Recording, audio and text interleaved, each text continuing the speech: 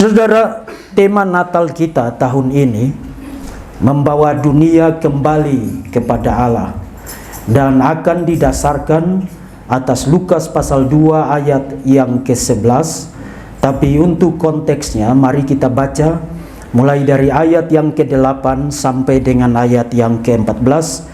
Kemudian nanti kita akan mendengarkan penjelasan firman Tuhan.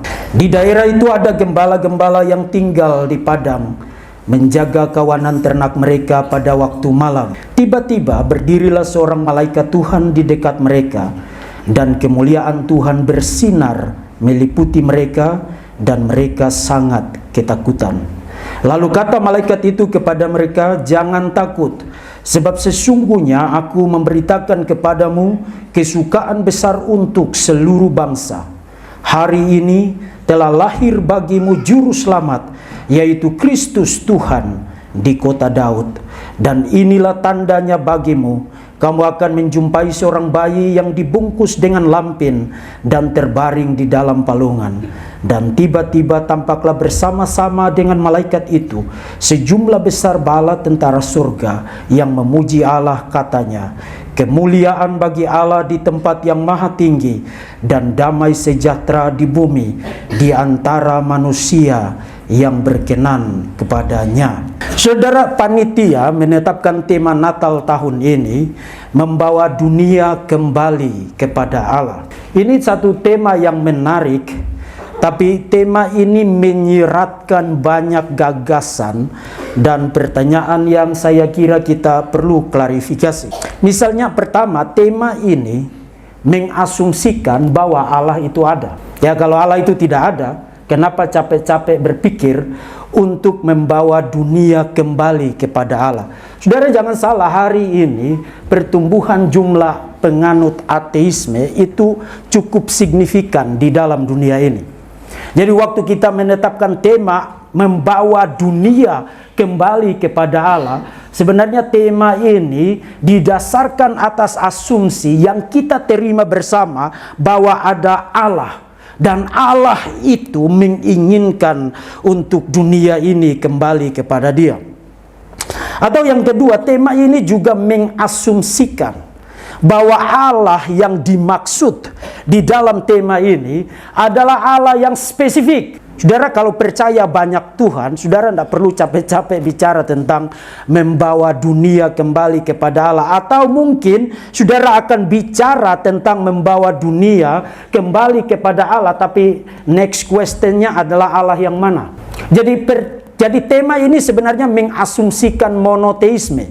Saudara lihat, yang pertama mengasumsikan teisme, bahwa Tuhan itu ada. Kemudian mengasumsikan monoteisme, Tuhan itu satu, dan Tuhan yang satu itu menginginkan manusia kembali kepada Dia. Tapi bukan hanya itu. Pertanyaan lainnya adalah, kenapa dunia harus kembali kepada Allah? Atau kita bisa ubah pertanyaan itu dengan ide gagasan yang sama yang diasumsikan oleh tema ini, bahwa dunia ini sudah dan sedang terhilang. Lalu pertanyaannya adalah, kenapa keterhilangan itu adalah satu problem? Dan kenapa kita berpikir bahwa dunia ini harus kembali kepada Allah? Pertanyaan lainnya adalah, kalau saudara bicara tentang dunia ini harus kembali kepada Allah, pertanyaannya adalah, cara untuk kembali itu satu atau banyak? Kalau cara untuk kembali itu satu, pertanyaannya adalah, kenapa hanya ada satu cara untuk kembali kepada Allah? Dan kalau cara untuk kembali kepada Allah itu cara yang multiple, yang banyak sekali, maka pertanyaannya adalah, atas dasar apa cara yang banyak-banyak itu sama-sama valid sebagai jalan, sebagai cara untuk orang kembali kepada Allah? Nah, saudara-saudara, karena tema ini digagas di dalam konteks kekristenan, maka kita juga perlu bertanya, bagaimana hubungan antara klaim-klaim kebenaran, truth claims, di dalam kekristenan dengan eksistensi dari agama-agama dunia yang banyak-banyak ini. Kenapa kekristenan merasa wajib memberitahu dunia ini bahwa hai dunia, kamu harus kembali kepada Allah, bukan Allah yang mana saja, tapi Allah yang spesifik, Allah Tritunggal, yang putra tunggalnya, the second person of the Trinity, putra kedua, pribadi kedua Allah Tritunggal yang menjadi manusia itu. Saudara harus kembali kepada Allah yang demikian, bukan Allah yang lain, tapi Allah yang diajarkan di dalam Alkitab. Why? Nah, ini satu tema yang sangat besar sekali, saudara-saudara. Saudara lihat gambarannya tadi, dan tidak mungkin saya akan jawab mengklarifikasi itu satu persatu. Jadi mari kita letakkan tema ini di dalam satu perspektif yang sempit sebagai konteks untuk kita bicara malam ini, sambil saudara mengingat teks yang tadi kita baca, khususnya ayat 11 tadi. Kemudian nanti kita akan lihat bersama apa yang menjadi keunikan dari pesan dari Injil Kristen yang tidak dapat disandingkan dengan klaim kebenaran dari agama manapun di dalam dunia ini, termasuk ajaran filsafat manapun di dalam dunia ini, termasuk ideologi politik manapun di dalam dunia ini. Nah, kita mulai dari yang pertama, tentang pandangan-pandangan yang populer yang mencoba memberitahu kepada kita bahwa hari ini agama itu tidak diperlukan. Ada dua yang sangat populer, dan saya untuk kesempatan yang ringkas ini, saya akan ajak saudara untuk kita bergumul bersama, melihat bagaimana dua pandangan ini, meskipun sangat cacat sekali secara logik, secara teologis, secara filosofikal, tapi dianut oleh banyak orang.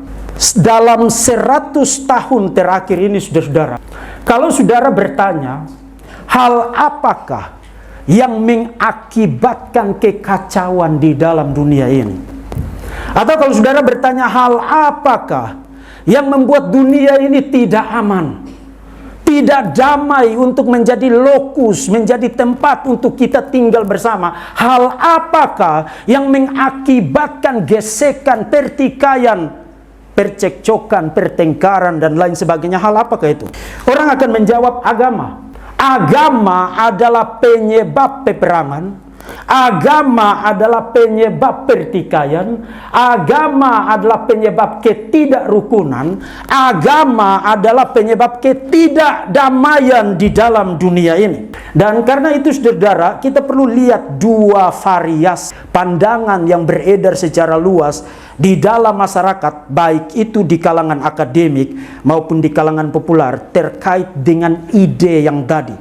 Agama itu tidak diperlukan. Agama itu terbukti impoten. Agama itu terbukti mandul. Bahkan agama itu menjadi penyebab kerusuhan, menjadi penyebab orang membunuh sesamanya, menjadi penyebab intoleransi, menjadi penyebab ketidakdamaian di dalam dunia ini. Yang pertama, ini satu pandangan yang sebenarnya sudah agak lama, muncul pada akhir abad ke-19, namun populer pada awal abad yang ke-20 sampai dengan pertengahan abad yang ke-20.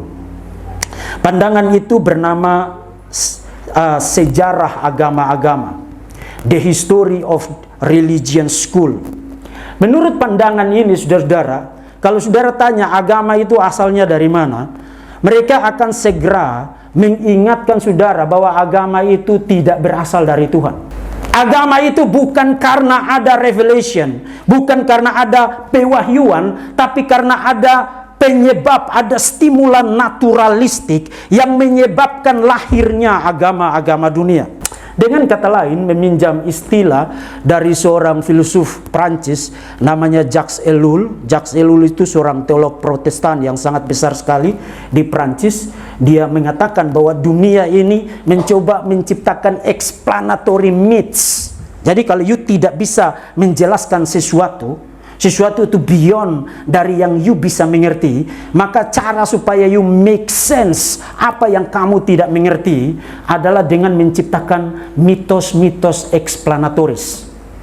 Jadi agama adalah explanatory myths yang diciptakan oleh orang-orang primitif, oleh orang-orang pramodern, oleh orang-orang prasaintifik yang tidak ngerti tentang listrik, tidak ngerti tentang pesawat, tidak ngerti tentang internet, tidak ngerti tentang mobil, tidak ngerti tentang apapun kecanggihan teknologi.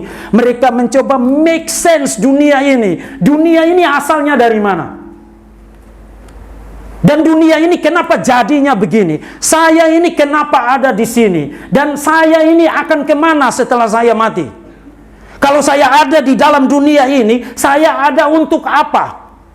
Saya ada dengan kewajiban apa? Saya ada dengan tugas apa? Orang mencoba make sense pertanyaan-pertanyaan besar di dalam hidup ini. Asal usul dunia, asal usul kehidupan. Saudara dan saya ini datangnya dari mana? Dan kenapa kita ada di sini? Dan kita akan menuju kemana? Dan apa itu the meaning of life?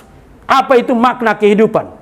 Pertanyaan-pertanyaan itu mencoba di make sense, dibuat menjadi masuk akal dengan orang menciptakan agama. Jadi agama itu lahir bukan karena ada Tuhan. Tidak harus ada Tuhan untuk lahirnya sebuah agama. Agama juga tidak memerlukan revelation, tidak memerlukan pewahyuan. Kalau agama tidak mengharuskan hipotesis mengenai Tuhan dan tidak memerlukan keharusan untuk the possibility of revelation, kemungkinan adanya pewahyuan, maka sudah pasti agama bukan jawaban untuk problem yang dihadapi di dalam dunia ini. Dan kalau agama bukan jawaban, maka you tidak punya ground, you tidak punya dasar, you tidak punya justifikasi untuk berkata, mengajari, mengkuliahi dunia ini. Kamu harus kembali kepada Tuhan. Kembali kepada Tuhan yang mana? Waktu kamu berseru begitu, bukankah itu adalah seruan agamawi? Nah, kalau itu seruan agamawi, sementara agama itu sendiri tidak membutuhkan Tuhan itu harus ada, dan tidak membutuhkan harus ada firman Tuhan, lalu apa justifikasinya untuk saudara berkata, ayo kembali kepada Tuhan? Dan bukan hanya itu, mereka bahkan mencoba bernubuat. Orang-orang semacam ini mencoba bernubuat bahwa manusia yang semakin pintar ini, dengan kecanggihan teknologi dan penemuan-penemuan baru di dalam dunia saintifik, akan menjadi killing zone, akan menjadi zona di mana agama itu akan dibunuh. Dunia dengan kecanggihan teknologi sekarang dan penemuan-penemuan saintifik itu akan menjadi absolute defeater, penghancur yang absolut untuk agama-agama dunia. Mereka bernubuat bahwa tak lama lagi dunia ini akan bebas dari apa yang namanya agama. Nah, saudara-saudara yang terkasih, tanpa harus membuang banyak waktu untuk refutation dari segi statistik mengenai kegagalan visi profetik dari aliran sejarah agama-agama yang tadi, saudara hanya perlu lihat di sekitar saudara. Just look around you.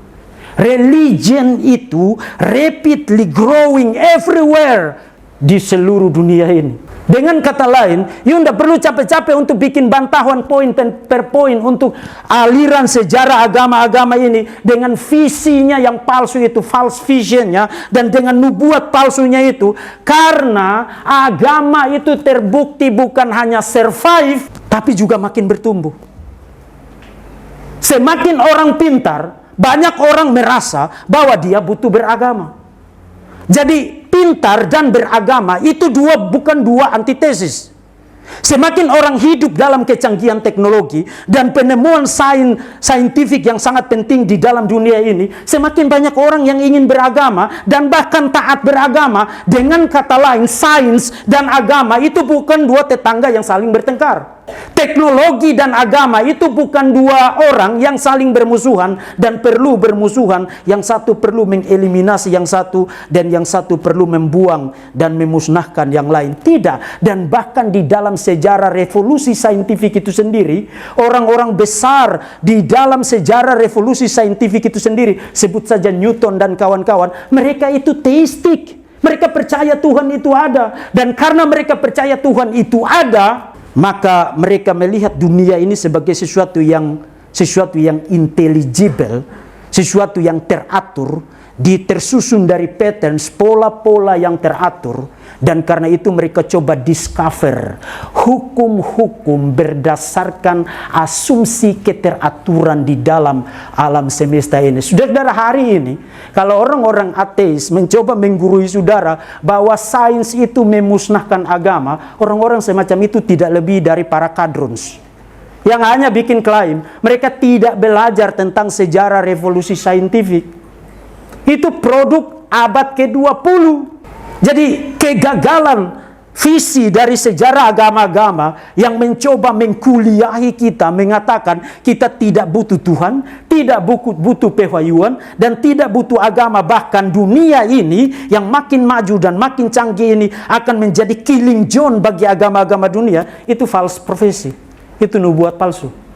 Yang kedua, saudara, baru 3 hari yang lalu di YouTube ada seseorang yang saya cukup admire dengan dia, karena mereka cukup giat bicara tentang toleransi beragama, dan mereka mencoba untuk mengajak kaum intoleran, kelompok garis keras itu untuk rem sedikit.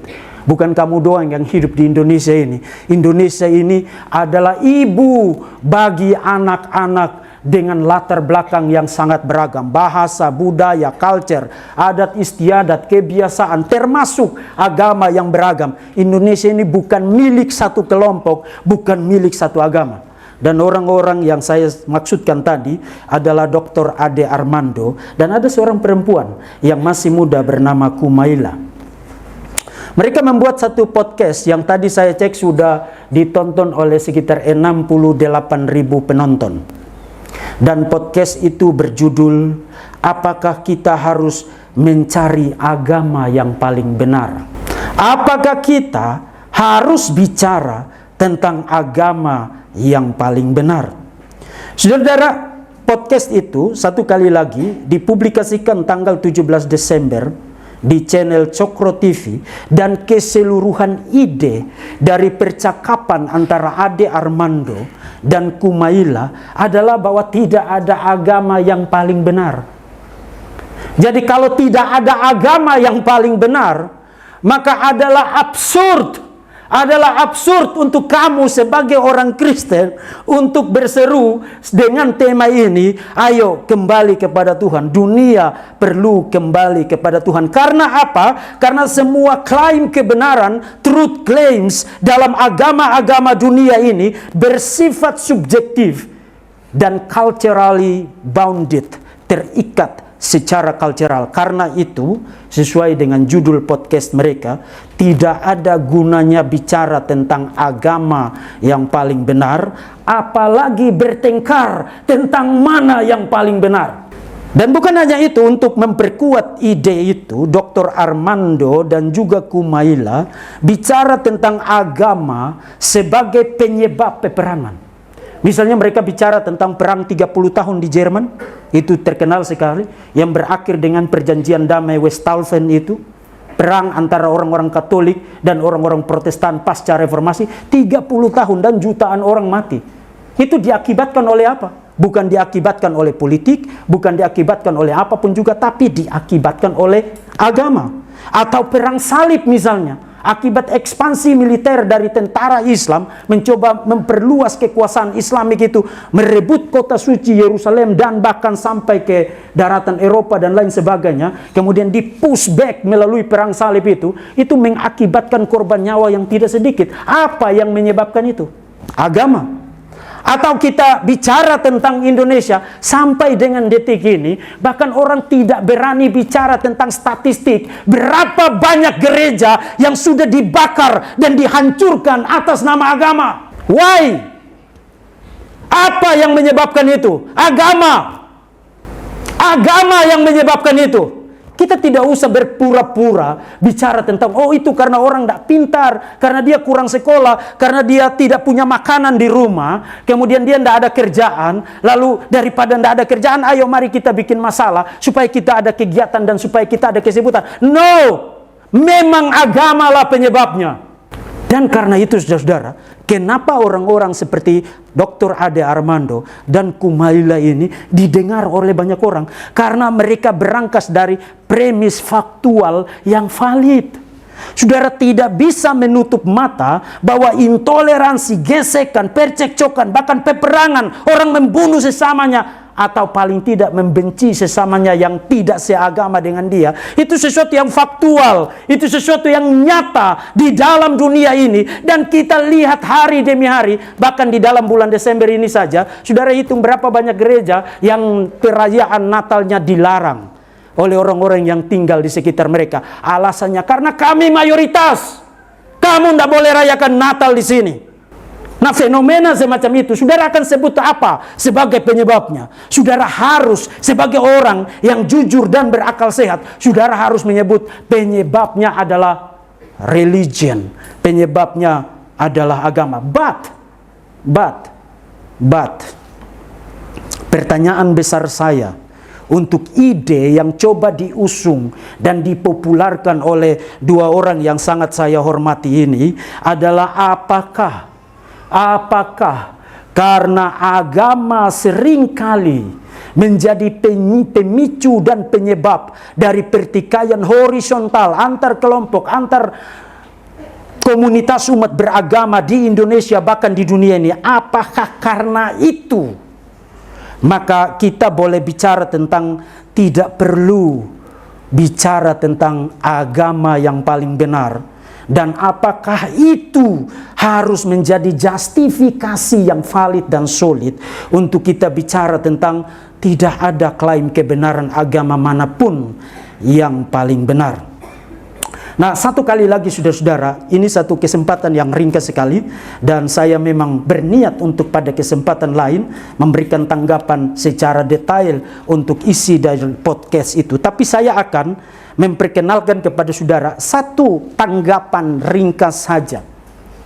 Kalau saudara perhatikan the whole point dari percakapan semacam itu, percakapan semacam itu sebenarnya lahir dari sesuatu yang sebenarnya sudah usang, yang hari ini sudah banyak ditinggalkan oleh orang-orang yang belajar, yang filosofik, yang belajar filsafat secara sophisticated, yang belajar logik secara sophisticated, yang belajar teologi secara sophisticated. The whole point dari ide bahwa tidak ada klaim kebenaran agama yang paling mutlak itu lahir dari pluralisme dan postmodernisme. Dan saudara tahu, postmodernisme dan pluralisme adalah satu gagasan yang menolak dirinya sendiri, self-refuting. Saudara ingat tadi klaimnya adalah tidak ada klaim kebenaran yang mutlak, tidak ada klaim kebenaran agama yang paling benar.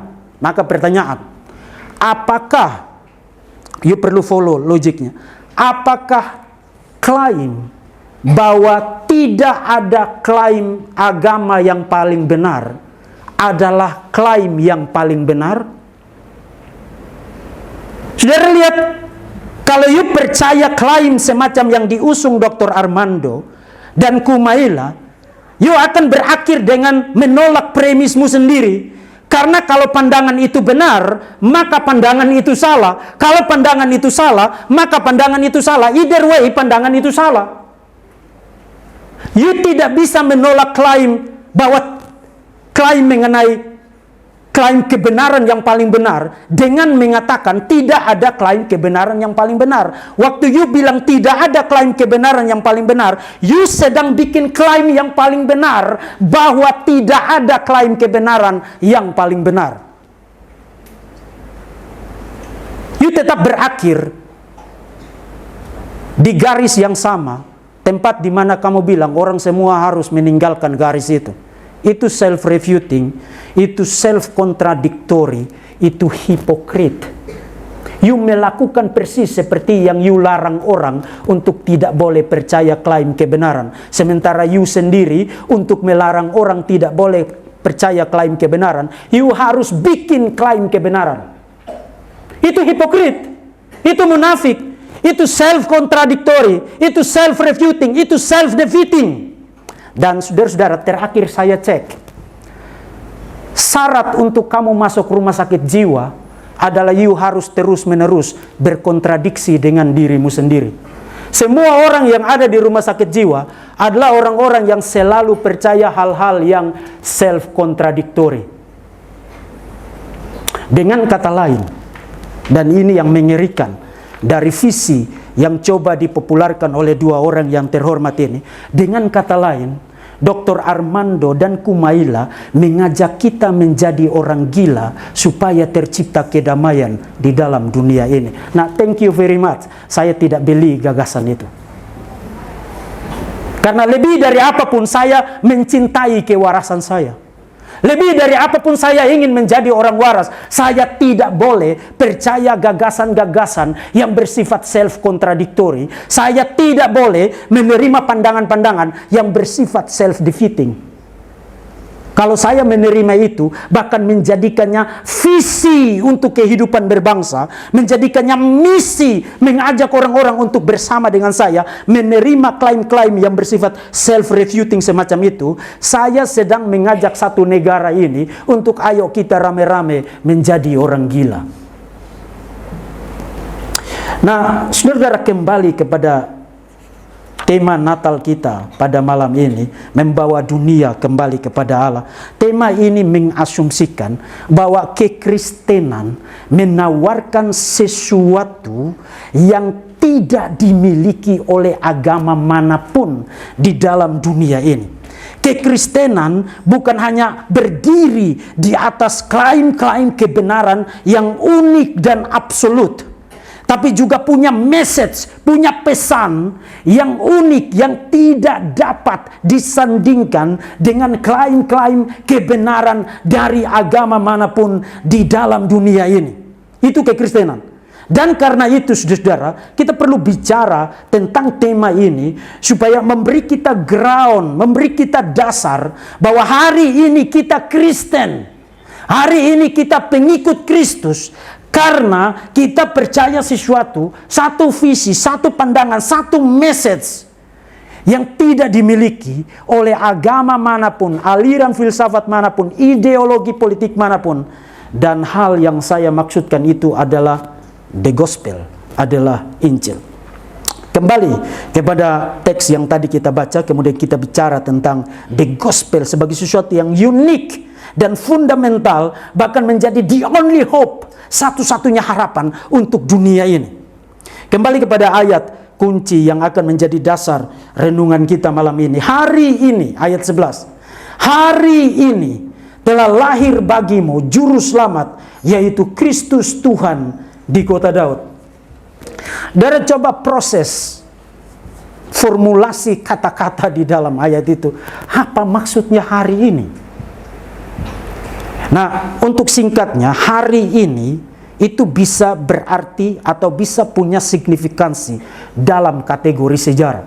Jadi waktu Alkitab mengatakan hari ini kalau you mengerti dalam kategori sejarah, bicara tentang hari yang spesifik di dalam kronologi waktu, sejak waktu kira-kira tahun 6 sampai dengan tahun 4 sebelum Masehi. Itu adalah kerangka waktu dari kelahiran Yesus. Tapi you bisa ganti dengan pertanyaan yang lain. Kenapa Yesus harus lahir pada hari itu?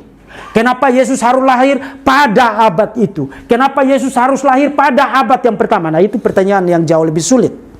Nah, dalam kategori sejarah, you bisa bicara tentang, oh karena pada masa itu, you bisa ketemu ini di dalam banyak buku pengantar. Pada masa itu Alexander Agung menyatukan dunia ini dan semua orang harus berbahasa Yunani. Dan karena itu, dalam konteks itu, kelahiran Yesus pada hari ini ada di dalam satu momentum sejarah yang sangat penting, di mana memudahkan orang-orang untuk mengerti tentang pesan Injil. Karena seluruh dunia pada masa itu bicara paling tidak harus ngerti lingua franca, bahasa pergaulan yang sama, yaitu bahasa Yunaniko ini. Atau you bisa bicara secara politik. Pada masa itu Romawi adalah kekuasaan adidaya yang membangun jalan-jalan, memudahkan akses pertukaran informasi, bepergian kemana-mana. Jalan yang sangat terkenal di dalam perjanjian baru itu Via Egnatia. yang dilewati oleh Paulus untuk memberitakan Injil. Atau misalnya ideologi politik Romawi pada abad pertama tentang Pax Romana, the Peace of Roman, damai Romawi itu memungkinkan suasana yang kondusif untuk para misionaris itu bisa pergi kemana-mana untuk memberitakan dan menyebarluaskan Injil Tuhan Yesus Kristus. Dalam kategori sejarah, you bisa menafsirkan hari ini dalam pengertian itu. Hari ini bicara tentang satu titik momentum paling penting di dalam kronologi waktu. Hari ini abad pertama, konteks di mana Tuhan Yesus lahir. Tapi kekristenan itu bukan hanya sejarah. In fact, kalau you hanya tahu tentang sejarah Kristus, sejarah tentang perjanjian baru, sejarah tentang kekristenan, belum tentu kamu Kristen. Karena even Bart Ehrman, si agnostik di North Carolina University sekarang, pakar perjanjian baru itu, ahli sejarah kekristenan mula-mula. Dan dia tidak percaya Yesus Tuhan, dia tidak percaya kekristenan itu agama yang benar, dia tidak percaya supernatural, dia tidak percaya kebangkitan Yesus. Dia bisa belajar tentang sejarah kekristenan mula-mula dan menjadi pakar, menjadi ahli dalam bidang itu tanpa harus menjadi Kristen. Kekristenan itu meskipun harus ada sejarahnya dan tidak boleh tanpa sejarah, tapi tidak boleh semata-mata menjadi sejarah. Maka kita perlu mempertimbangkan gagasan yang kedua mengenai hari ini di dalam ayat yang ke-11. Saudara, hari ini di situ itu bukan hanya soal sejarah, kapan Yesus dilahirkan. Hari ini di situ bisa saudara mengerti dalam kategori teologis. Saudara, sebelum Yesus lahir telah ada ribuan tahun di mana Tuhan berulang kali Albert Edersheim, dia seorang Yahudi yang bertobat menjadi Kristen, mencoba menghitung nubuat-nubuat yang langsung jadi direct predictions di dalam perjanjian lama, dan dia dapat angka itu 468 nubuat. 468 nubuat tentang kedatangan Mesias. Dan itu dideliver dalam tahap-tahap sejarah pewahyuan selama ribuan tahun sebelum Yesus datang. Dengan kata lain, pada waktu Lukas mengatakan today, hari ini telah lahir bagimu Kristus Tuhan di kota Daud, dia sedang merangkum perjalanan sejarah, distribusi pewahyuan di dalam sejarah mengenai kedatangan Mesias itu, mulai dari Adam dan Hawa. Dari ingat janji Injil yang pertama diberikan kepada Adam dan Hawa, kemudian diulangi lagi kepada Nuh, kemudian kepada Abraham, kemudian kepada Ishak, kepada Yakub, kepada Israel, kemudian kepada Daud, kepada para nabi di kemudian hari, Yesaya, Yeremia, Hosea, Habakuk, Sefanya, Hagai sampai dengan Maleaki. Hari ini semua janji itu digenapi melalui kelahiran Mesias. Jadi hari ini di situ bukan hanya satu momentum sejarah, tapi adalah satu momentum teologis. Dan itu sebabnya Paulus di dalam Galatia pasal 4 ayat yang keempat mengatakan, tetapi setelah genap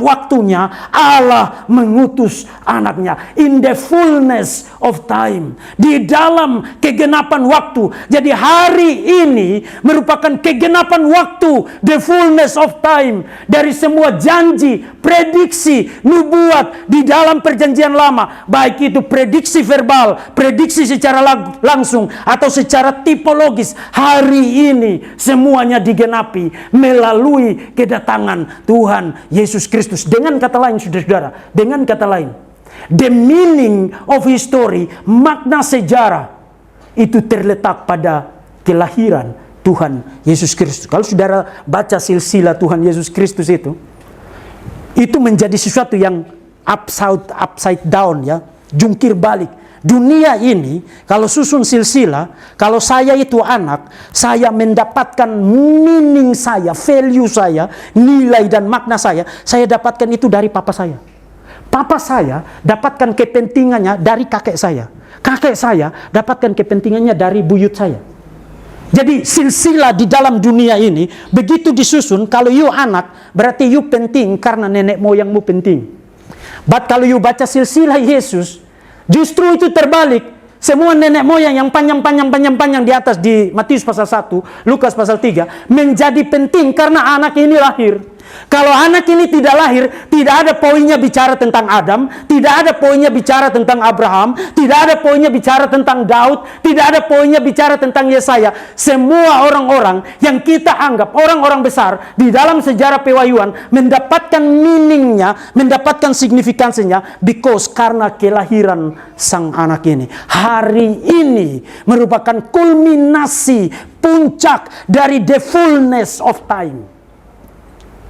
Jadi hari ini bisa dimengerti secara teologis dalam pengertian yang demikian. Dan itu sebabnya saudara, di dalam Matius pasal yang ke-13, waktu Yesus bicara tentang perumpamaan tentang penabur, Yesus bilang kepada para muridnya begini, tetapi berbahagialah matamu karena melihat dan telingamu karena mendengar. Sebab aku berkata kepadamu, sesungguhnya banyak nabi dan orang benar sangat ingin melihat apa yang kamu lihat, tetapi mereka tidak melihatnya, dan ingin mendengar apa yang kamu dengar, tapi mereka tidak mendengarnya. Saudara, perjalanan sejarah dunia ini menurut Alkitab itu sentralnya yang memberi makna bukan hanya kepada masa depan, tapi juga memberi makna kepada masa lalu adalah hari ini. Today, hari ini telah lahir bagimu Juru Selamat, yaitu Kristus Tuhan di kota Daud. Itu hari ini. But, satu kali lagi, kalau you hanya punya pemahaman sejarah dan you hanya punya pemahaman teologis mengenai hari ini, itu juga tidak cukup bikin kamu jadi Kristen. Karena apa? Karena saya bisa punya gelar PhD 50 biji without menjadi true Christian. Dan untuk punya gelar PhD 50 biji, of course saya tahu tentang itu. Tidak mungkin saya PhD kalau saya tidak ngerti tentang itu. You see, Christianity ini berbeda. Agama-agama lain, you cukup ucapkan satu atau dua kalimat tertentu, sudah, you sudah pasti masuk surga. Kekristenan bukan tentang itu. Meskipun tidak berarti kekristenan mulai oke, mari kita stupid semua. No. Kalau you mengerti Natal, Christmas, itu hanya sebuah peristiwa sejarah, you tidak ada bedanya dengan Bart Ehrman. Kalau you mengerti Natal hanya pada peristiwa sejarah dan peristiwa teologis, sebuah kulminasi dari the fullness of time, you tidak lebih dari profesor teologi yang punya PhD berjajal-jajal itu. Itu tidak cukup untuk saudara menjadi Kristen. Karena itu kita perlu lihat signifikansi yang ketiga dari today, hari ini. Hari ini dalam pengertian apa? Saudara, hari ini tidak boleh hanya menjadi hari sejarah, satu waktu di mana Kristus lahir. Tidak juga boleh hanya menjadi pengertian yang bagus mengenai kepenuhan waktu, the fullness of time, penggenapan teologis dari seluruh janji Allah. Tidak boleh hanya cukup sampai di situ. You harus berpindah kepada signifikansi yang ketiga dari hari ini, yaitu hari yang menandai awal dari perjalanan spiritual saudara. Tidak ada gunanya you merayakan Natal sebagai peristiwa sejarah, sebagai sebuah peristiwa teologis, tanpa you dilahirkan kembali karena percaya kepada sang bayi Natal itu. Tidak ada gunanya saudara tahu tentang sejarah Natal. Tidak juga ada gunanya saudara tahu, bahkan kagum dan merasa diberkati dengan pemahaman teologis dari khotbah ini. Kemudian saudara pulang dari ibadah ini lalu, wah saya sudah sedikit lebih pintar setelah dengar khotbahnya Pak Deki. Puji Tuhan ya, tapi itu tidak bikin saudara jadi Kristen. Klimaks dari pesan Natal ini harus sampai pada titik di mana Tuhan, saya membuka hati saya menerima Engkau sebagai Tuhan dan Juru Selamat. Tetapi semua orang yang menerimanya diberinya kuasa supaya menjadi anak-anak Allah, yaitu mereka yang percaya dalam namanya. Kata Rasul Yohanes, bukan kata saya. Dengan kata lain, you tidak bisa menjadi the sons and the daughters of the living God kecuali kalau you menerima Tuhan Yesus Kristus. Today, hari ini harus menjadi hari di mana saya percaya kepada Tuhan Yesus Kristus. Nah, saudara-saudara, kembali kepada apa yang diusung oleh Dr. Armando dan Kumaila tadi, saudara-saudara, saya ingin bilang begini. Kalau saudara ikuti penjelasan saya tadi, saudara akan langsung melihat kekristenan ini bukan sekadar agama.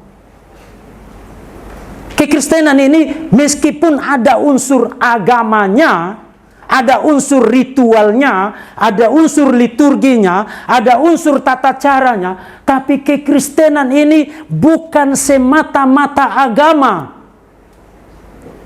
Melakukan semua ritual-ritual agama, memenuhi semua kepentingan liturgi, bahkan terlibat di dalam pelayanan sekalipun, termasuk pelayanan mimbar seperti yang saya lakukan, itu bukan substansi dari kekristenan. Itu adalah buah dari kekristenan, tapi bukan substansi dari kekristenan. Lalu kekristenan itu apa?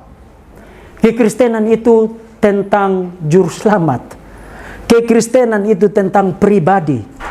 Kekristenan itu tentang keselamatan itu bukan saya yang kerja, bukan karena usaha saya, bukan karena jasa saya, bukan karena perbuatan saya, tapi tentang Allah sendiri yang setelah berjanji selama ribuan tahun diulang terus menerus. Allah itu sendiri datang ke dalam dunia ini dan ngasih tahu kita, kamu tidak bisa.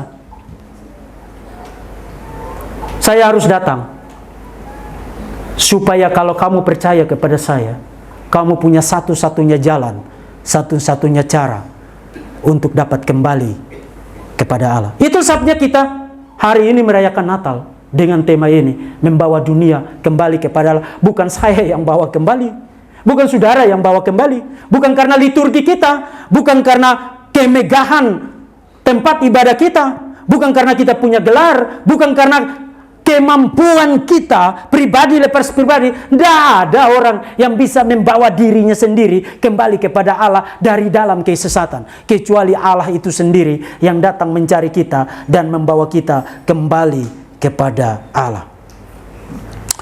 Nah, saudara, mengenai kekhawatiran bahwa kalau you punya klaim kebenaran mutlak, maka you akan menjadi seradak seruduk, menjadi pemicu terjadinya keributan, pertengkaran, percekcokan, dan lain sebagainya. Saya ingin bilang begini, itu sebabnya kamu harus jadi Kristen. Kamu yang belum jadi Kristen, yang ikuti sesi ini sekarang, jadi Kristen sekarang. Kamu harus jadi Kristen, karena kekristenan adalah satu-satunya agama yang punya klaim kebenaran mutlak, tapi tidak bikin kamu bunuh orang. Why? Saudara ingat tadi, saya jadi Kristen bukan karena saya. Faktanya I am a sinner. Saya orang berdosa. Nah, kalau saya orang berdosa, pada waktu diselamatkan orang berdosa, setelah diselamatkan orang berdosa, nanti di sorga baru tidak berdosa. Di dalam dunia ini, saya tidak punya justifikasi untuk look down saudara, untuk menganggap diri saya superior. You yang bukan Kristen, saya tidak lebih baik dari kamu. Karena saya tidak boleh merasa lebih baik dari kamu, maka saya tidak punya dasar untuk saya ambil pedang dan pergi serbu rumah ibadah kamu. Itu the gospel based life, kehidupan yang didasarkan pada Injil. Dan itu satu-satunya di dalam dunia ini, tidak ditawarkan di dalam agama manapun. Semua agama di dalam dunia ini ngasih tahu saudara, ini caranya, silakan berupaya, silakan berjuang, good luck, sampai jumpa di surga. Nah, kalau you mulai dengan filosofi apa yang harus saya lakukan dan tidak boleh saya lakukan sebagai cara untuk sampai kepada Tuhan, maka of course saya harus pandang rendah saudara. Kalau saya rajin gereja, you yang tidak ke gereja, saya harus look down saudara. Lihat saya dong, saya rajin gereja, kamu pemalas gereja. Tapi kalau you percaya Injil, you rajin gereja, you tidak boleh look down orang lain yang tidak ke gereja. Karena apa? Even you pergi ke gereja, you harus ingat, you orang berdosa. Sama seperti dia orang berdosa. Kamu berdua adalah two sinners. Dua orang berdosa yang sama-sama orang berdosa judulnya. You lihat perbedaannya itu sangat fundamental sekali antara Injil yang diberitakan di dalam kekristenan dengan sekadar menjadi agamis. Saudara-saudara, agama tidak membereskan problem di dalam dunia ini. Kalau hanya sekadar agama, dunia ini akan penuh dengan peperangan, penuh dengan permusuhan, penuh dengan intoleransi, penuh dengan orang pancung kepala yang satu kepala yang lain. Karena apa? Kalau you punya klaim kebenaran, tapi racun dosa itu di dalam dirimu dikombinasikan dengan klaim kebenaran itu, maka selamat, kamu akan menjadikan dunia ini menjadi neraka. Tapi Injil bilang tidak. Injil bilang tidak. Kamu diselamatkan, iya. Kamu ditebus, iya. Kamu berhak mendapatkan status sebagai anak-anak Allah, yes. Tapi itu bukan karena kamu yang kerja. Bukan karena kamu yang berusaha. Kamu tidak punya alasan untuk memandang rendah orang lain, apalagi menjadikan kelompok-kelompok lain di luar kamu sebagai target persekusi, target serangan, target untuk menganiaya dan menindas mereka. Itu the gospel. Jadi saudara-saudara yang terkasih, pada momen Natal pada hari ini, saya mengajak kita untuk merefleksikan tentang betapa pentingnya Injil Tuhan Yesus Kristus. Injil adalah satu-satunya harapan bagi dunia ini. Dunia ini, lebih khusus lagi negara Indonesia ini, membutuhkan Injil kasih karunia semacam ini. Tidak usah bicara tentang program pemerintah untuk menangani intoleransi. Itu akan menjadi proyek gagal. Problemnya itu bukan di fenomenanya itu. Problemnya adalah human heart. Hati manusia. Hati manusia itu perlu dibarui. Dan pembaruan itu tidak terjadi karena saya kerja sesuatu, karena orang melakukan sesuatu. Pembaruan itu terjadi karena penerimaan akan Sang Putra Natal, bayi Natal, Yesus Kristus. Barang siapa menerima Dia, diberinya kuasa untuk menjadi anak-anak Allah. Amin. Mari kita